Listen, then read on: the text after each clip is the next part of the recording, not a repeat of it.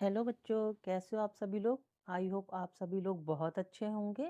मैं आप सभी का स्वागत करती हूँ अपने channel KV law in Hindi पर। आज हम पढ़ेंगे भारतीय साक्ष्य अधिनियम 2023 के बारे में, जिसे हम बीएसए भी कहते हैं। ये नया कानून है जिसे पुराने इंडियन एविडेंस एक्ट 1872 को बदल दिया गया है।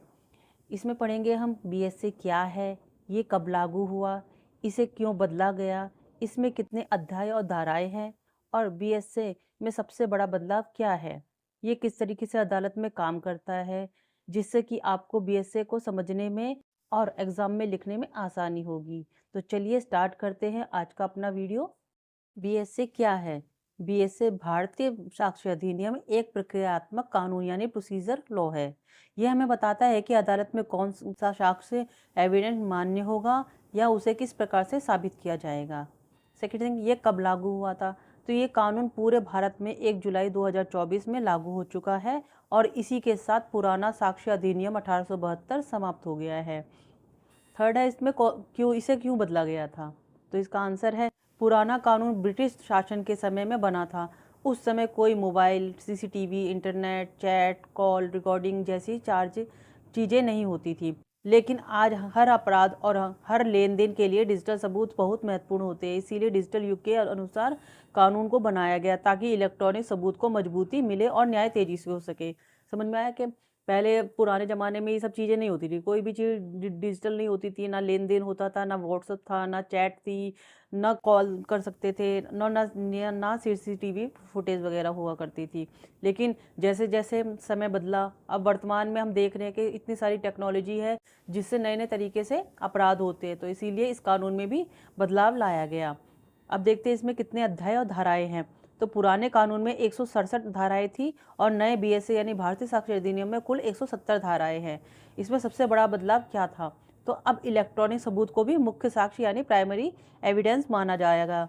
यह यदि यह वह सत्यापित हो जाए, जैसे mobile chat, WhatsApp app record, call recording, email, CCTV footage, bank का लेन देन रिकॉर्ड, ऑडियो वीडियो क्लिप आदि।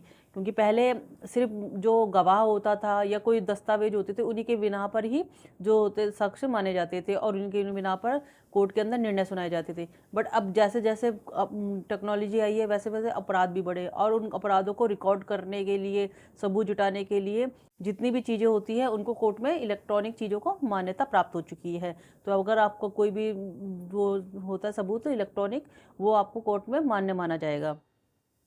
ये सब कोर्ट में प्रमाण के रूप में आप स्वीकार किए जा सकते हैं।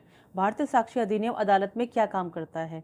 तो जब कोर्ट निर्णय देती है तो वह सिर्फ साक्ष्य यानी एविडेंस के आधार पर ही देती है। बीएसए ये तय करता है कि कौन सा तथ्य महत्वपूर्ण है, कौन सा सबूत मान्य है, किस पर प्रमाण का भार है यानी बर्डन ऑफ प्रूफ होगा, और साक्ष्य कैसे प्रस्तुत होगा, गवाह की गवाही का तरीका क्या होगा। बीएसए वह कानून है जो न्यायालय में सत्य को साबित करने का तरीका बताता है कि किस तरीके से आपको कोर्ट के अंदर अपने साक्ष्य प्रस्तुत करने हैं, कौन से साक्ष्य मंजूर किए जाएंगे, कौन से नहीं, और किस प्रकार से पेश किए जाने हैं। ये सब कुछ बताता है। यह अधिनियम न्याय को तेज, पारदर्शी और तकनीकी रूप से मजबूती देता है। मतलब जिस तरीके से आपके पास में साक्ष्य होंगे जिनको कोर्ट मान्य कर लेगी, तो आपका जो मामला होगा वो न्यायालय में बहुत तेजी से होगा और न्यायाधीश को सब सहयोग मिलेगा कि वो आपको न्याय जल्दी से जल्दी दिला सके। चलिए, यहाँ पे हमारा क्वेश्चन समाप्त होता है। आई होप ये आपको समझ में आया होगा। ये छोटे छोटे जो क्वेश्चन मैंने बनाए हैं, ये आपके लिए बहुत हेल्पफुल होंगे। ये इंटरव्यू में पूछे जाते हैं और ये आपके जो क्वेश्चन पेपर आएगा उसके अंदर भी आपको आंसर लिखने में बहुत हेल्पफुल होंगे। आगे हम बीएसए की धाराएं एक एक करके आसान भाषा में पढ़ेंगे। तो आपको अगर मेरा पढ़ाया हुआ समझ में आया हो तो आप मेरे चैनल को लाइक कीजिए, सब्सक्राइब कीजिए और अपने दोस्तों के साथ शेयर कीजिए ताकि उनको भी हेल्प हो सके। ठीक है, तो चलिए, Radhe Radhe, thank you so much.